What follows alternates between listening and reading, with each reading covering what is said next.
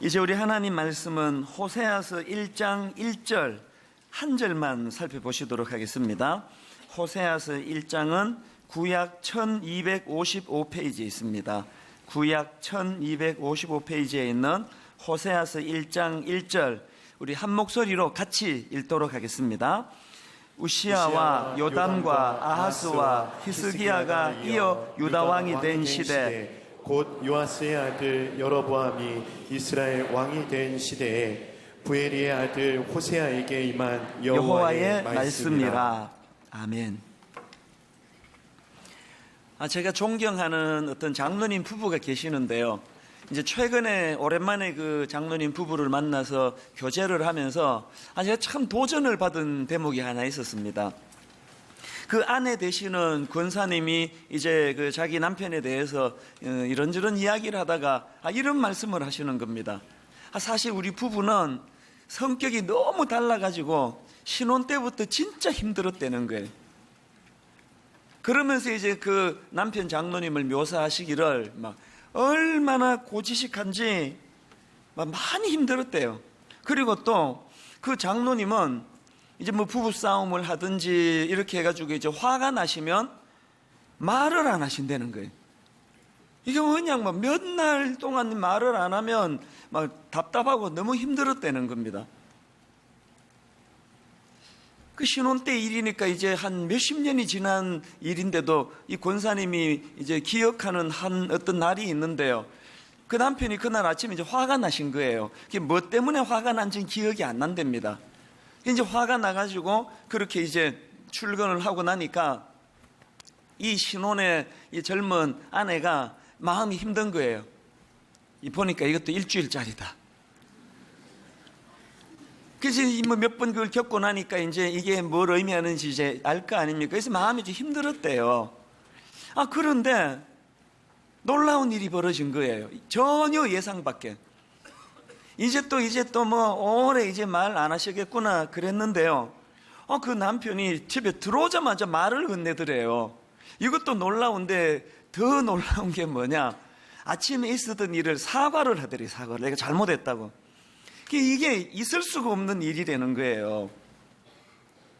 그래서 이제 어떻게 된 영문인가 알아봤더니 이제 그 장로님 참 귀한 분이에요. 그 젊으실 때부터 이제 회사에 출근해서 일을 하시다가 점심 시간이 되면 이제 식사를 하고 난 다음에 이제 시간이 남으면 성경을 읽으시는 거예요. 그래서 이제 그날도 점심 식사를 마치고 성경을 쭉 읽다가 보니까 마침 그날 에베소서를 이제 읽었는데요. 에베소서 4장 26절에 이렇게 눈에 확 들어오는 구절이 하나 있었다는 거예요. 에베소서 4장 26절, 분을 내어도 죄를 짓지 말며 해가 지도록 분을 품지 말고. 이 장로님이 이 말씀을 읽으면서 뭘 깨달았냐 하니까 그동안 내가 잘못했구나. 아무리 화가 난다 하더라도 이렇게 며칠씩 말을 하지 않는 거는 이거 옳은 일이 아니구나. 그걸 깨달으셨대요. 그래서 참 이분이 귀한 게요. 깨달은 그대로 제가 실천한 거예요. 집에 가자마자 말을 건네고 내가 잘못했다고 그렇게 이제 사과를 하고요.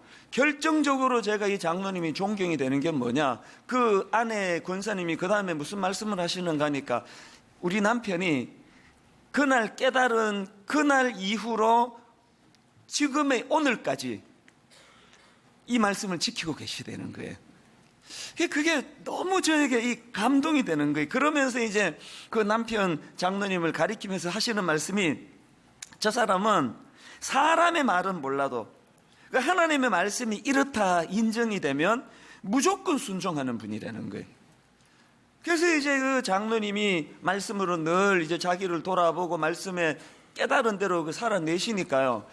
처음에는 그냥 막 성격이 달라가지고 막 힘들고 상처도 받고 그랬는데 갈수록 그 남편이 존경이 가는 거예요. 지금은 참 존경하는 그런 남편이 사실요. 제가 알기로도 그 장로님은 그 교회 성도님들에게 뭐 하나같이 모두가 다 인정하고 또 존경을 받는 그런 장로님이세요. 제가 그 대화를 나누고 뭐 시간이 벌써 한 달 반 이렇게 지났는데도 지금도 가끔씩 그게 저에게 이렇게 감동으로 다가오면서 야, 나는 어떤가? 오늘 여러분들이 여러분 자신들을 점검해 볼 때 우리는 말씀이 들리고 있는가? 우리는 말씀을 읽고 있나? 그리고 우리가 깨달은 말씀을 내 삶 속에 나는 그렇게 그 말씀이 내게 영향을 미치고 있는가? 이런 것들을 좀 점검해야 된다는 생각이 드는 거예요. 여러분, 오늘도 하나님은 말씀하고 계십니다. 그리고 하나님은 그 말씀을 통해서 우리를 변화시키기 원하시고 회개하고 새롭게 새로운 피조물로 나아가기를 우리 하나님은 원하신다는 거예요. 제가 이런 관점으로 이제 이 호세아서를 여름 내내 이렇게 묵상을 하다가 보니까 그 호세아서에서 많은 제가 은혜를 많이 받았는데 그 중에서 제일 먼저 그리고 또 참 강력하게 제가 그 감동을 받은 말씀이 하나 있는데 그게 바로 오늘 본문 1장 1절 말씀입니다. 자, 1절을 한번 보시겠습니까? 우시야와 요담과 아하스와 히스기야가 이어 유다 왕이 된 시대 곧 요하스의 아들 여로보암이 이스라엘 왕이 된 시대에 부에리의 아들 호세아에게 임한 여호와의 말씀이라. 이 우리말 성경은요, 우리말의 그 어순 어법에 따라 가지고 여기 저 호세아에게 임한 여호와의 말씀이라 이게 지금 맨 끝에 있는데요. 원어로 이 히브리어로 보면은 말씀이 이렇게 시작이 됩니다. 여호와의 말씀이라 호세아에게 임한. 그리고 내용이 쭉 나오는 게 호세아서예요. 그러니까 이 호세아서는 사실은 가장 먼저 시작되는 말씀이 여호와의 말씀이라 이렇게 시작되는 성경이에요. 이게 왜 제게 감동이 될까요? 지난주 말씀드렸잖아요. 호세아서는 지금 시대적으로 엄청난 타락과 배교의 시대라고. 지난주 호세아 4장 1절 2절 말씀 기억하실 겁니다. 이 땅에는 진실도 없고 인애도 없고 하나님은 아는 지식도 없고 오직 저주와 속임과 살인과 도둑질과 간음뿐이요 포악하여 피가 피를 뒤이음이라. 뭐 이쯤 되면 인간의 강팍함이 뭐 하늘을 찌르는 거 아닙니까? 이 포악하고 강팍하던 그 시대에도 하나님은 끊임없이 말씀하고 계시더라는 거예요. 끊임없이 그 타락한 인간들에게 말을 건너고 계시는 하나님. 이게 너무 제게 감동이 되는 겁니다. 자, 여러분이 호세아서를 기록한 그 선지자 호세아가 왜 이렇게 말씀을 시작했을까요? 여호와의 말씀이라 호세아에게 임한, 자기 자신에게 임한. 그 제가 이거를 묵상해 보니까요, 호세아가 이거를 기록하면서 그 마음의 절박한 소원이 뭐예요? 그 타락한 자기 동족들에게 들려주고 싶은 절박한 메시지가 뭐예요? 이제 우리 인간적인 눈으로 보기엔 우리 민족은 희망이 없다. 이제 우리 인간의 눈으로 볼 때 우리는 망할 수밖에 없다. 그러나 당신들이 기억해야 될 것이 하나 있는데, 그럼에도 불구하고 하나님은 오늘도 우리를 포기하지 않고 우리에게 말씀하고 계시다. 이 하나님의 말씀을 우리가 받을 수만 있다면, 이 하나님의 말씀을 우리가 돌이켜 회개한다면 우리 아직 희망이 있다. 이 호세아가 이걸 지금 자기 동족들에게 절실한 마음으로 전하고 싶은 거 아닙니까? 그러고 보면요, 호세아서뿐만 아니고요, 그 구약의 그 선지서들을 쭉 읽어보면은 여호와의 말씀이라 이렇게 시작하는 내용이 성경이 상당히 많습니다. 자, 요엘 1장 1절을 한번 보십시오. 버두엘의 아들 요엘에게 임한 여호와의 말씀이라, 지금 이렇게 시작하죠. 요나스 1장 1절, 여호와의 말씀이 아미떼 아들 요나에게 임하니라 이르시되. 스바냐 1장 1절, 아몬의 아들 유다왕 요시야의 시대에 스바냐에게 임한 여호와의 말씀이라. 다 이렇게 말씀이 시작되는 거예요. 여호와의 말씀이라, 여호와의 말씀이라, 여호와의 말씀이라.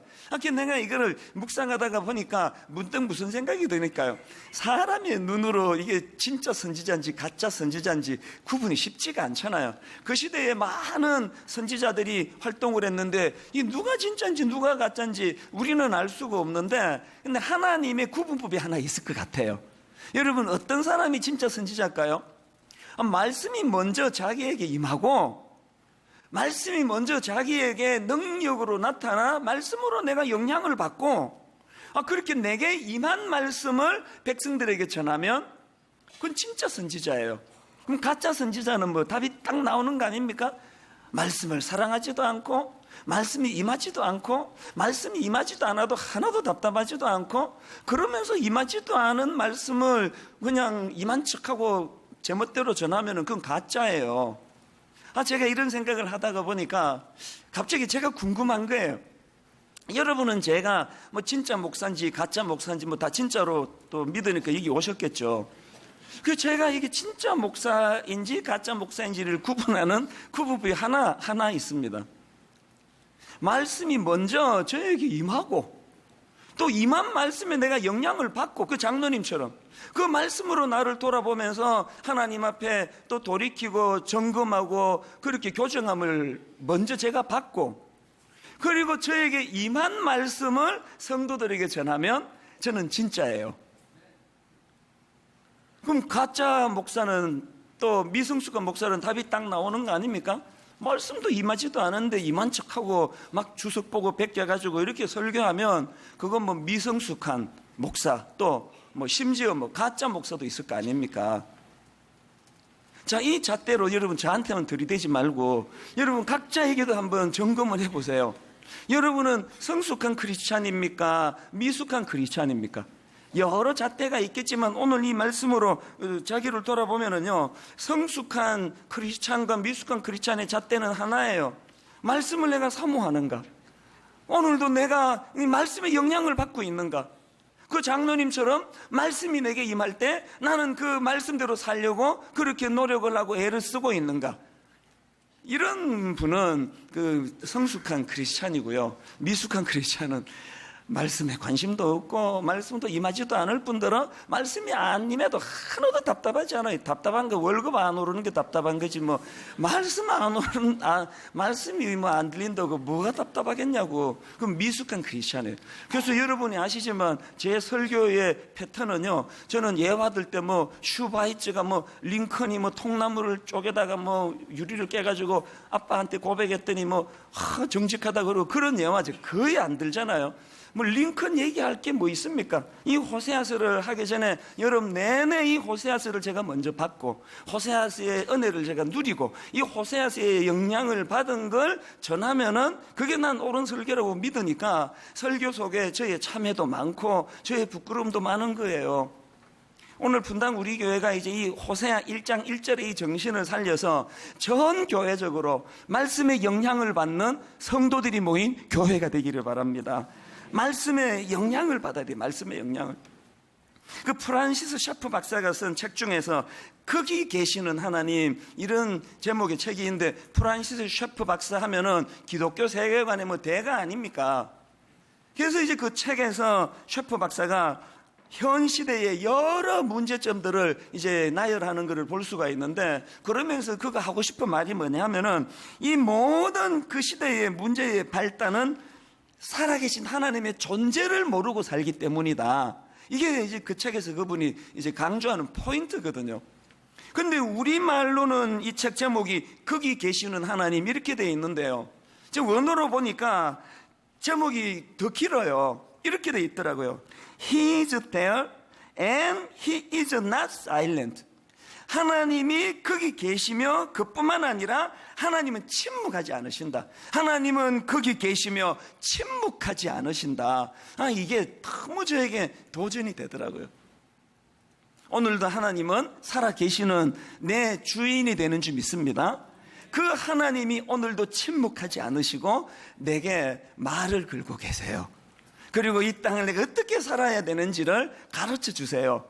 목사 어떻게 해야 되는지를 매일 아침 새벽마다 저에게 가르쳐 주시고 제가 잘못하는 것을 교정시켜 주세요. 그래서 14년 동안 그래도 참 부끄럽지만 큰 실수하지 않고 여기까지 오게 된 거 그 결정적인 이유는 거기 계시며 침묵하지 않으시는 하나님 때문인 줄로 믿습니다. 자, 이런 면에서 본다면은요, 한국 교회가 이렇게 그냥 목사들이 타락하고 성도들 앞에 성적인 죄를 짓고 이런 소식이 끊임없이 나오는 원인이 있다는 거죠. 그걸 제가 발견했습니다. 그 원인이 뭐냐? 잘못 가르친 저 같은 목사의 잘못이 크지만 그거를 잘못 수용한 여러분의 잘못도 커요. 그게 무슨 말인가 하면요, 한국 교회는요, 그 사람이 전하는 말씀이 중요한 것보다는 그 말씀을 전하는 사람이 중요한 이상한 구조가 돼버린 거예요. 자, 이 내용이 참 묘하지 않습니까? 여러분은 지금 그 사람이 전하는 말씀이 소중한 신앙생활을 하십니까? 그 말씀을 전하는 그 사람이 소중한 신앙생활을 하십니까? 이 차이를 아시겠습니까?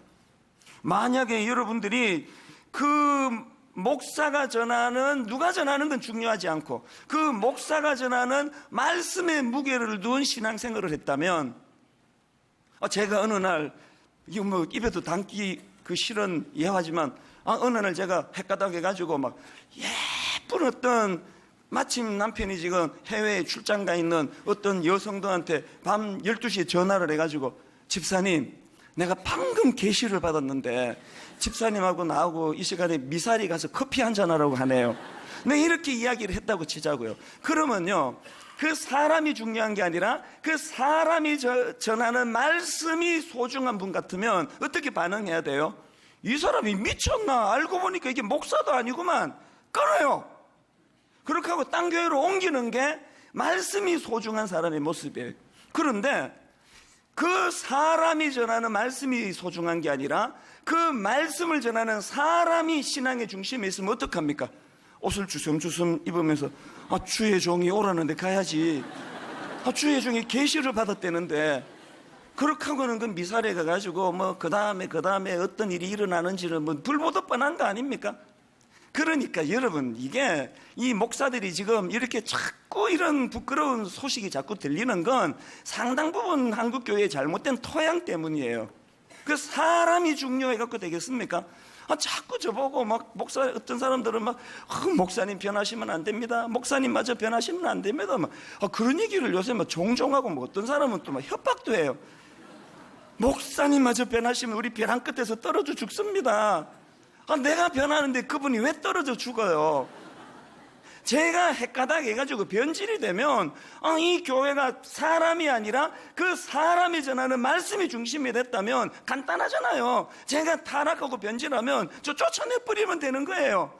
뭐가 중요합니까? 사람이 저 쫓아내고 제대로 말씀을 잘 중심에서 있는 그 후임을 모시면 되지, 뭘 그렇게 목사님 변하면 안 된다고 변하면, 그건 우리 집사람이 걱정할 일이지, 여러분이 그렇게까지 변하시면 안 된다고 그러실 필요 없어요. 여러분은 여러분 걱정만 하면 돼요. 이 지금 자꾸 이 특정한 어떤 그 담임 목사 이런 사람이 너무 중요한 이 구조가 틀렸다는 그 얘기를 하고 싶은 거예요.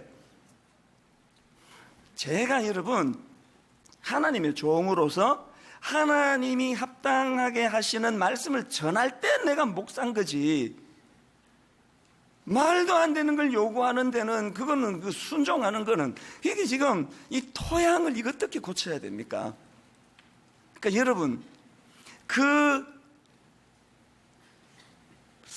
사람이 전하는 말씀을 소중히 여기는 신앙생활, 그 말씀을 전하는 그 사람은 누가 전하든지 별로 중요하지 않는, 이 자꾸 애를 써서 바꾸셔야 됩니다. 제가 왜 이런 생각을 하게 됐냐 하니까요, 사도행전 20장 32절에 나오는 말씀 때문입니다. 자, 사도행전 20장 32절을 보십시오. 지금 내가 여러분을 주와 및 그 은혜의 말씀에 부탁하노니 그 말씀이 여러분을 능히 든든히 세우사 거룩하게 하심을 입은 모든 자 가운데 기업 있게 하시리라. 지금 이 상황이 어떤 상황인가 하면요, 바울이 3년 동안이나 정들었던 에베소 지역을 떠나면서 장로들을 초청해서 한 부탁의 말씀이에요. 근데 여러분, 만약에요, 제가 이제 이달 말까지 사역하고 이제 10월부터 제가 사표 내고 이제 미국으로 이민을 가게 됐다고 치자고요. 그러면 14년 정들었던 제가 너무 마음이 아플 거 아닙니까? 그래서 장로님들을 우리 집에 초청해서 식사를 대접하면서 제가 무슨 말을 할 것 같습니까? 무슨 권면을. 더군다나 지금 바울의 그 예견이 뭐냐 하면은 그 다음 29절을 보십시오. 내가 떠난 후에 사나운 이리가 여러분에게 들어와서 양떼를 아끼지 아니하며 또한 여러분 중에서도 제자들을 끌어 자기를 따르게 하려고 어그러진 말을 하는 사람들이 일어날 줄을 내가 아노라. 이 가슴 아픈 얘기를 지금 바울이 한단 말이에요. 자기가 떠나고 이제 교회가 얼마나 어려워지는 그런 예견을 하니까, 만약에 지금 제가 이제 이 교회 사표 내고 이민을 떠나고 좀 있으면은 이 교회에 이단이 들어와가지고 막 이 교회가 그냥 편이 갈라지고 쑥대밭이 될 거라는 예견을 제가 한다면 장로님들에게 제가 무슨 부탁을 할 것 같아요? 뭐 100이면 100 이렇게 부탁할 거예요. 장로님들, 제 후임 잘 세우셔야 됩니다. 후임 담임 목사 진짜 잘 세우셔야 됩니다.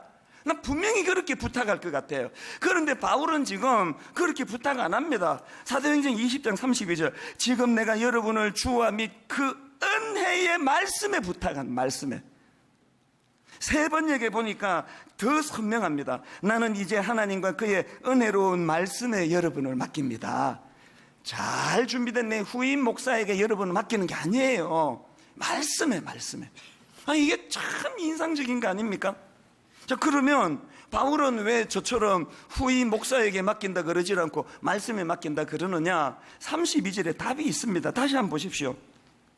지금 내가 여러분을 주와 및 그 은혜의 말씀에 부탁하노니 왜 그렇게 할 수 있느냐? 그 다음 보세요. 그 말씀이 여러분을 능히 든든히 세우사. 그 말씀을 전하는 사람이 아니에요. 그 사람이 전한 말씀. 여러분의 인생도, 여러분의 가정도, 여러분의 직장도 하나님이 주신 말씀이 내 인생의 중심에 서 있을 때 그 말씀이 우리를 든든하게 세우는 줄 믿으시기를 바랍니다. 이런 말씀들을 이제 오늘 새벽에 일어나가지고 이제 준비를 하는데요. 제가 한 30년, 아니요, 그 정도, 한 20년 청소년 사회 갈 때 한 일이 이렇게 확 떠올라서 좀 민망했습니다. 이제 중등부 사역을 할 텐데요. 제가 한 번씩 이제 애들한테 이제 그 농담 삼아 이제 이런 이야기를 종종 했습니다. 그때 그 금요일 저녁에요.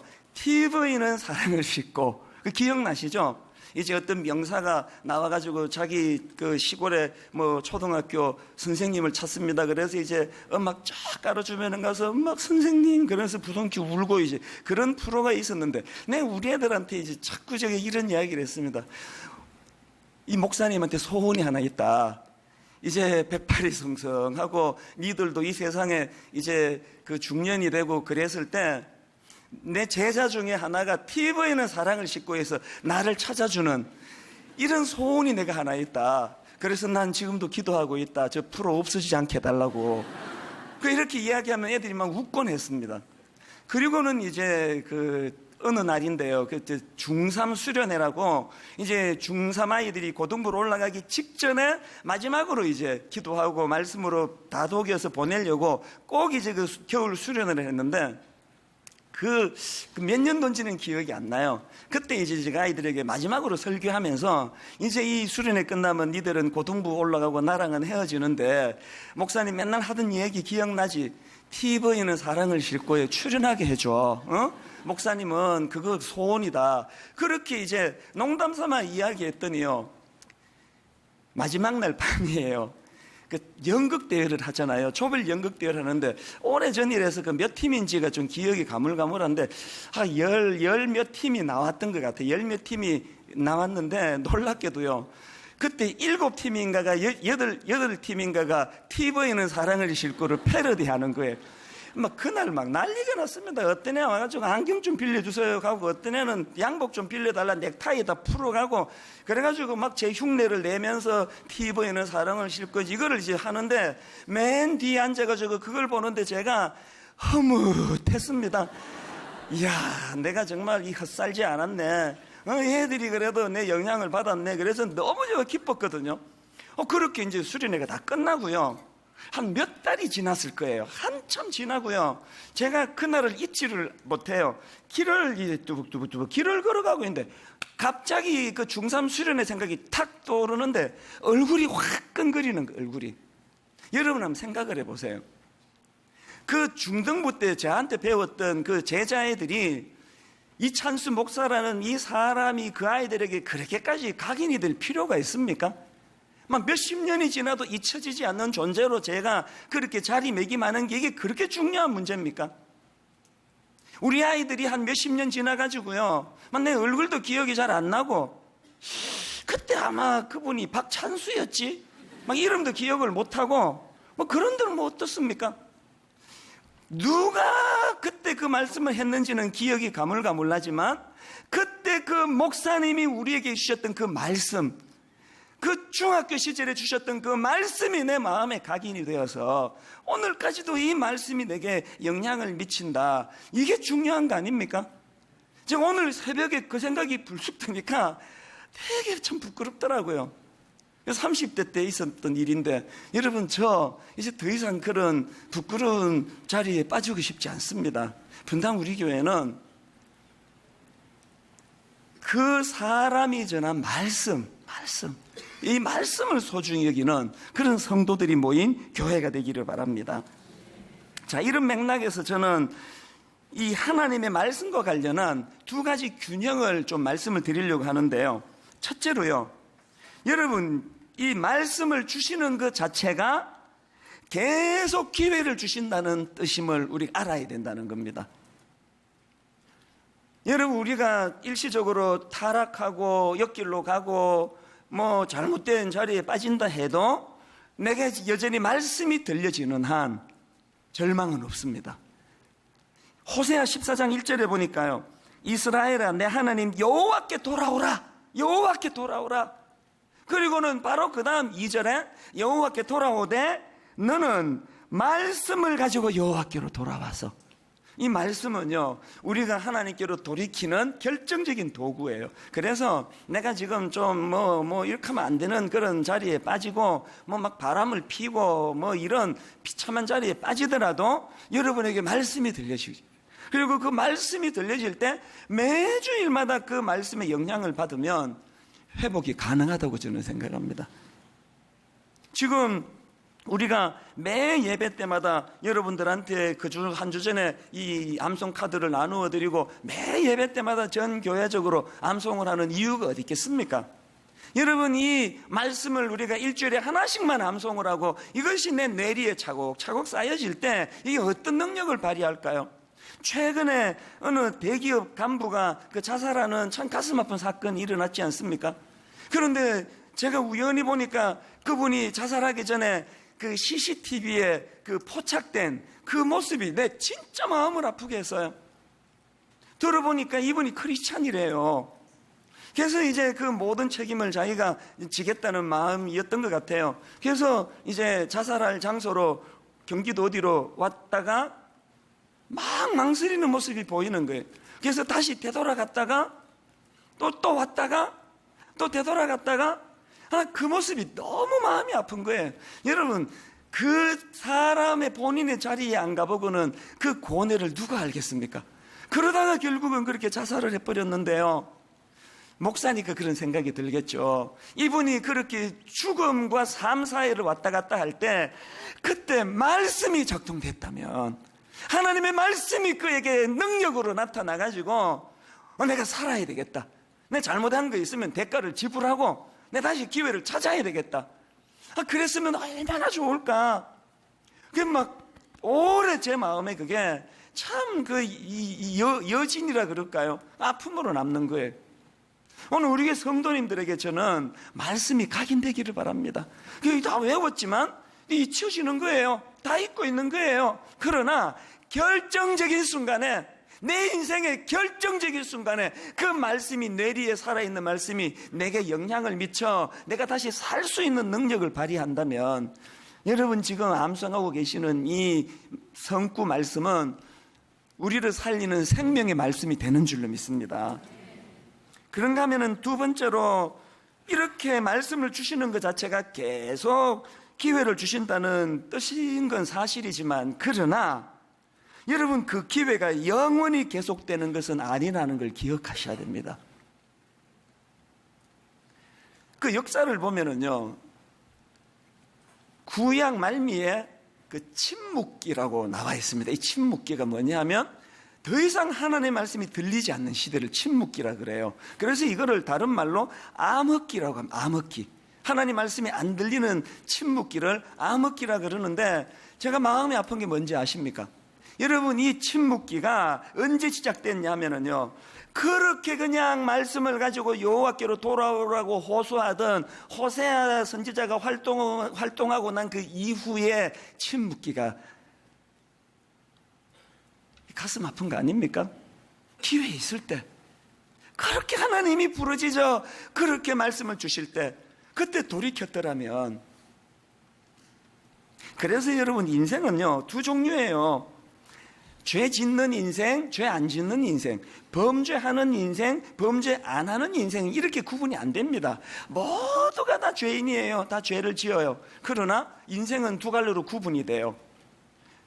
하나님 주신 기회를 선용하는 인생, 하나님의 기회를 놓치는 인생. 그러고 보니까 이 두 구분법에 딱 맞는 두 인물이 있습니다. 하나는 사울 왕, 하나는 다윗 왕. 제가 이 과정에서 아주 흥미로운 걸 하나 발견했는데요, 하나님의 관점으로 그 사울이 지은 죄하고 다윗이 지은 죄를 같은 죄질로 취급하시더라고요. 참 흥미로웠습니다. 한번 보시겠습니까? 사무엘상 15장 26절입니다. 사무엘이 사울에게 이르되 나는 왕과 함께 돌아가지 아니하리니 이는 왕이 여호와의 말씀을 버렸으므로. 지금 사무엘상 15장에 나와 있는 이 사건 때문에도 이런 말씀을 주시지만, 이후에 타락한 사울의 전체적인 삶의 특징이 전 이거라고 생각합니다. 근데 지금 타락한 사울을 지적하면서 네 행위가 타락했다 이렇게 말씀하지 않고 왕이 여호와의 말씀을 버렸다 이렇게 표현하고 있는 거예요. 이게 그 성적인 죄를 범한 다윗에게 똑같이 적용되는 게 참 흥미로웠습니다. 자, 사무엘하 12장 9절을 보십시오. 범죄한 다윗에게 던지는 말씀이에요. 그러한데 어찌하여 내가 여호와의 말씀을 업신여기고 나보기 악을 행하였느냐. 지금 성적인 죄를 지었는데 네가 왜 이렇게 더러운 짓을 했니? 이렇게 지적하지 않고 여호와의 말씀을 업신여겼다는 거예요.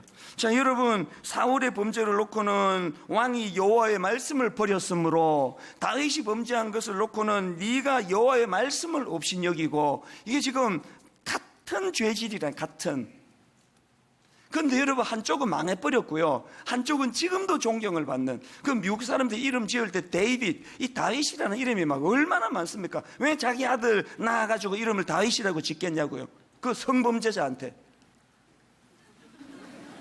한 사람은 똑같은 죄를 지었지만 한 사람은 하나님이 주신 기회를 놓쳐버렸고, 한 사람은 나단을 통해서 말씀을 주실 때 철저하게 회개하며 하나님께 돌이키는 기회를 선용했다는 거예요. 여러분, 여기 저 누구라서 사울과 같은 교만의 자리에, 사울과 같은 죄의 자리에 빠지지 않습니까? 누구라서 다윗처럼 성적인 죄의 앞에 그 위기에 노출되지 않은 사람이 누가 있습니까? 중요한 건 기회를 잡는 거예요. 오늘도 하나님이 내게 사부 예배를 드리는 나에게 말씀을 주신다 할 때, 이 말씀이 내 심령에 꽂혀서 회개하고 돌이키는 다윗과 같은 다윗의 길을 가면 우리 살아나는 거고, 사울처럼 그렇게 선포되는 말씀 앞에서도 끝까지 반응하지 않으면 그건 힘들어지는 거예요. 저는 여러분을 사랑합니다. 진심으로 사랑합니다. 그래도 여러분, 이 피곤한 주일날 이 그냥 쉬고 싶을 텐데 이렇게 예배 드리는 여러분 얼마나 귀하세요. 그래서 저는 진심으로 여러분 잘 되기를 바라요. 그러려면은 사울이 걸어간 길이 아니라 다윗이 걸어간 그 길을 걸어가는 여러분 되시기를 바랍니다. 이제 결론을 맺으면서요, 최근에 제가 그 인터넷에서 본 글 2개를 이제 소개하고 말씀을 마무리하려고 하는데요. 하나는 이제 인터넷에서 나온 어떤 간증 글인데요, 이분의 글이 이렇게 시작하더라고요. 하나님을 처음 알게 된 때는 초등학교 때이지만 인격적으로 하나님을 만나 말씀에 귀 기울인 적은 단 한 번도 없었습니다. 이 시작이 이렇게 돼요. 이 간증이 어떻게 흐를지 짐작이 가시죠? 진짜 좋은 간증은요, 기도 많이 했더니 부자 됐습니다, 사업 성공했습니다, 이런 간증보다도 예수는 믿지만 교회를 다니지만 말씀에 귀 기울인 적이 한 번도 없었던 내가 말씀을 사랑하게 됐습니다. 이게 제일 소중한 감정 아닙니까? 그런가 하면 글 하나를 제가 더 봤는데요. 그건 우리 교회 홈페이지에 올라온 글이에요. 자, 읽어드릴 텐데 한번 내용을 들어보십시오. 저희 집의 전세 기간이 만료되어 가는 요즘 전세 시세는 하늘을 찌르고도 남을 만큼 올라서 최근 몇 년 사이에 1억 이상이나 올라가 버린 황당한 상황이었고 이사를 갈 수밖에 없는 상황에서 전전긍긍하고 있었습니다. 더 이상 미루기만 할 수 없어서 집주인께 전화를 드리고 집주인의 결정에 따라 거취를 결정하기로 했습니다. 그런데 이 집주인이 분당 우리 교회 성도예요. 자, 한번 들어보세요. 사실 집주인이 분당 우리 교회 성도인 것은 알았지만 당연히 전세금을 올릴 것이고 여력이 없는 터라 이사를 가야 하는 명백한 상황이었습니다. 집주인도 개인 사업을 하시는 분이지만 입시생을 두고 있는 가정에서 열심히 치열하게 생활하시는 분임을 알고 있습니다. 그런데 결론적으로 집주인은 우리에게 현 전세 시세로 1년을 더 지내도록 배려해 주셨습니다. 이게 여러분 1억이 오른 그 상황에서 뭐 어마어마한 결단 아닙니까? 그렇게 결단을 하게 된 집주인이 이제 전화로 이제 그거를 알려주셨나 보죠. 그 다음 내용을 한번 들어보세요. 그 집주인이 이런 이야기를 하시는 거예요. 전세값을 올리지 말라는 목사님의 목소리가 귀에 쟁쟁합니다. 이렇게 말씀하시는 전화기의 음성은 참으로 단단해진 제 마음을 녹여주고 부끄럽게 만드는 음성이었습니다. 그 다음 주인이 또 이런 말을 하시네요. 이제 저도 편안한 마음으로 1:1 양육을 받을 수 있을 것 같습니다. 우리 교회에서 하는 2학기 훈련 모집을 지금 보고 이분이 하는 말씀이에요. 그 다음 이 세입자의 말을 한번 들어보세요. 글쎄요, 전세금을 올리고 내리고 하는 흔한 상황에서 집주인의 선심으로 치부할 수 있는 단순한 상황은 아닌 것 같습니다. 그분은 1:1 양육을 시작하는 시점에서 목사님의 말씀과 물질의 유혹 속에서 고민하실 때 쟁쟁하게 울리는 목소리에 순종하셨고 그 순종으로 저의 단단해진 마음을 녹여주시고 순종의 본을 보여주셨습니다. 여러분, 제가 이 집주인 되시는 성도님이 귀한 게 뭐예요? 그는 그 사람이 전한 말씀, 그 말씀이 소중했던 분이에요. 그리고 현장에서 이제 이렇게 어려워진 세입자 문제를 가지고 대화할 때 말씀이 작동된 거예요. 이분이 뭐라고 말합니까? 그저 집주인의 선심으로 치부할 정도를 뛰어넘는 일이 되는 거예요. 오늘 성령님께서 이 시간에 말씀으로 우리에게 주신 이 메시지가 엿새 동안에 여러분 삶 속에서 작동되도록 성령님이 도와주시기를 바랍니다. 제가 이 글에 감동되는 문구가 하나 더 있습니다. 이분이요, 이렇게 마지막에 글을 쓰네요. 그 집주인의 순종으로 저의 단단해진 마음을 녹여주시고, 단단해진 마음이 뭘까요? 예수쟁이들은 입만 갖고 떠드는, 말만 떠드는 사람인데 이런 굳어진 마음이 있었는데 이 한 분의 순종의 모습을 보면서 그 마음이 다 녹아졌다는 거예요. 우리 교회 성도님들 가운데 이런 일들이 많이 일어나게 되기를 주님 이름으로 축복합니다. 여러분, 오늘 이 말씀을 기억하시면서 62번 찬양입니다. 하나님의 음성을 듣고자 기도하면, 여러분 오늘도 하나님은 말씀하세요. 우리가 기도할 때 기도를 통해서, 말씀을 들을 때 말씀을 통해서, 그 장로님처럼 성경을 읽다가 믿음의 식구끼리 교제를 할 때 하나님이 우리에게 말씀하기를 원하세요. 오늘 말씀을 마음에 담고 우리 가사를 생각하며 우리 한번 이렇게 찬양하기 원합니다. 하나님의 음성을 듣고자 기도하면, 하나님의 음성을 듣고자 기도하며 귀를 기울이고 나의 기도를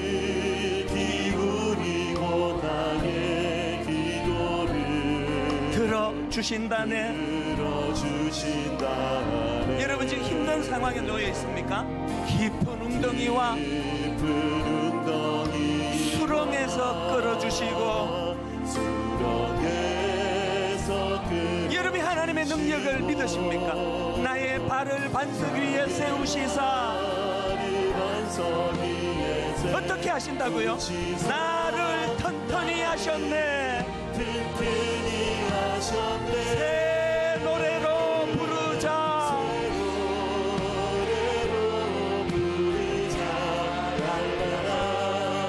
하나님께 올린 찬송을 새 노래로 부르자.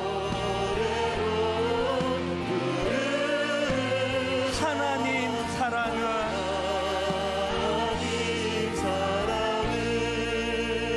2절에 보니까요, 주를 의지하고 교만하지 않으며 거짓에 치우치지 아니하면 복이 있으리라. 우리 모두가 갈망하는 모습 아닙니까? 우리 모두가 갈망하는 이 아름다운 모습이 어떻게 가능하다고요?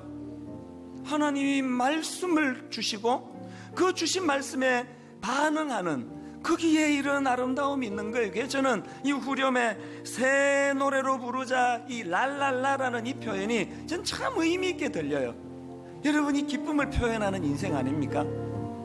오늘 여러분 깊은 수렁에 빠져 계세요? 범죄하셨어요? 궤도를 이탈했습니까? 탈선했습니까? 말씀이 들려지는 한, 그 말씀에 내가 반응하는 한 여러분 괜찮습니다. 회복될 수 있을 줄 믿습니다.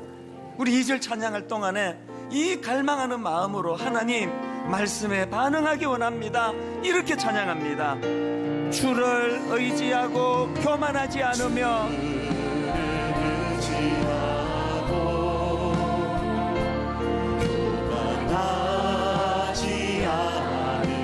거짓에 치우치지 아니하면 거짓에 치우치지 아니하면 복이 있으리라.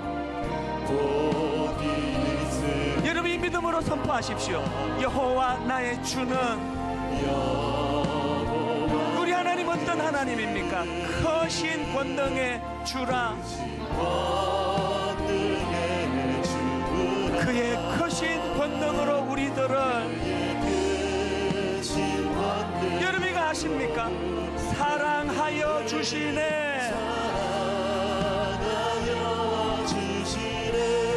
새 노래로 부르자.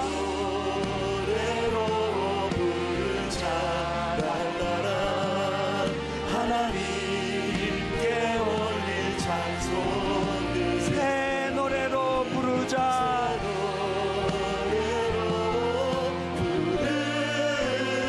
하나님 사랑을.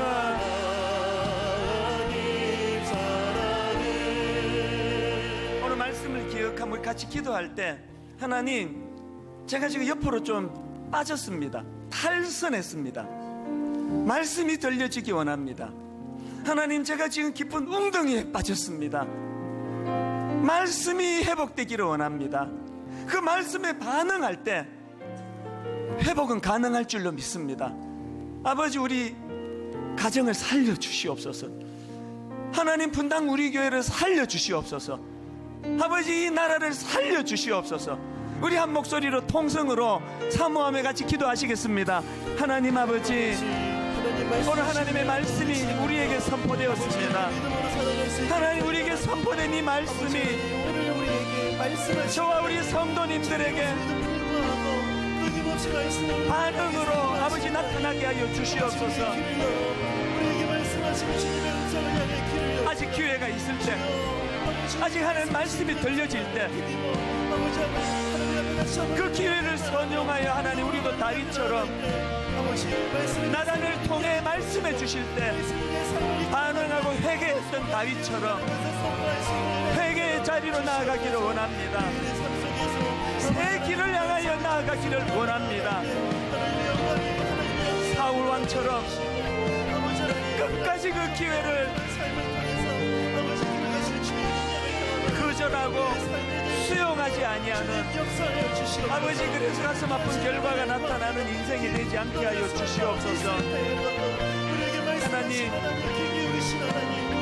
말씀하시는 그 하나님을 이 시간 감사하게 아버지 예배를 드립니다. 하나님 우리들 삶 가운데 그 하나님의 은혜를 누리게 하여 주시옵소서. 하나님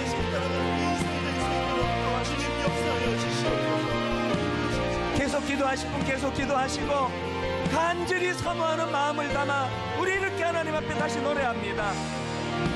새 노래로 부르자, 새 노래로 부르자.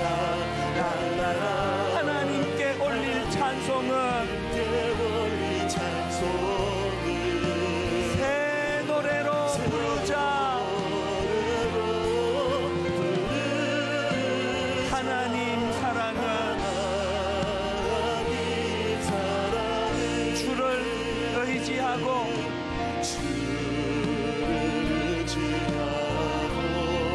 교만하지 않으며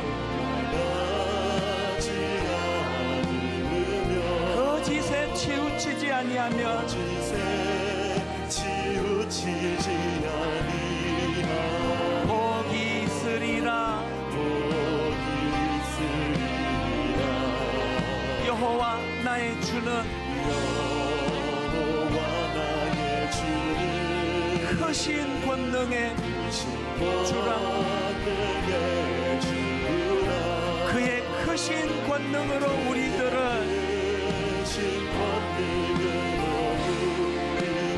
사랑하여 주시네. 새 노래로 부르자.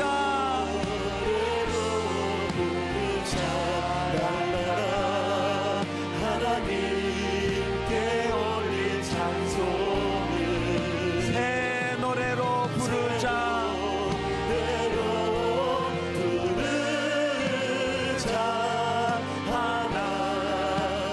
여러분, 이런 일이 가능하게 하여 주의 말씀 의지하여 깊은 곳에 그물 던져 오늘 그가 놀라운 일을 이루시는 것 보라. 주의 말씀 의지하여 믿음으로 그물 던져 믿는 자에게 넘지 못함 없네. 우리 다 자리에서 일어나셔서 주의 말씀 의지하여 깊은 곳에 그물 던져 오늘 그가 놀라운 일을 이루시는 것 보라.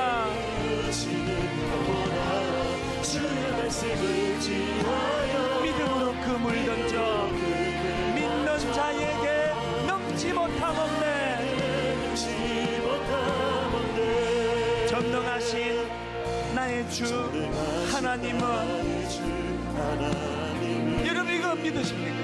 넘지 못하실 일 전혀 없네. 우리의 모든 간구도, 우리의 모든 생각도, 우리의 모든 꿈과 모든 소망도 신실하신 나의 주 하나님은 우리의 모든 괴로움 바꿀 수 있네. 불가능한 일 행하시고 죽은 자를 일으키시니 그럴 일을 이길 자 아무도 없네. 말씀 주의 말씀 의지하여 깊은 곳에 그물 던져 오늘 그가 놀라운 일을 이루시는 것 보라. 주의 말씀 의지하여 믿음으로 그물 던져 믿는 자에게 넘지 못함 없네. 믿는 자에게 넘지 못함 없네. 믿는 나에게 넘지 못함 없네.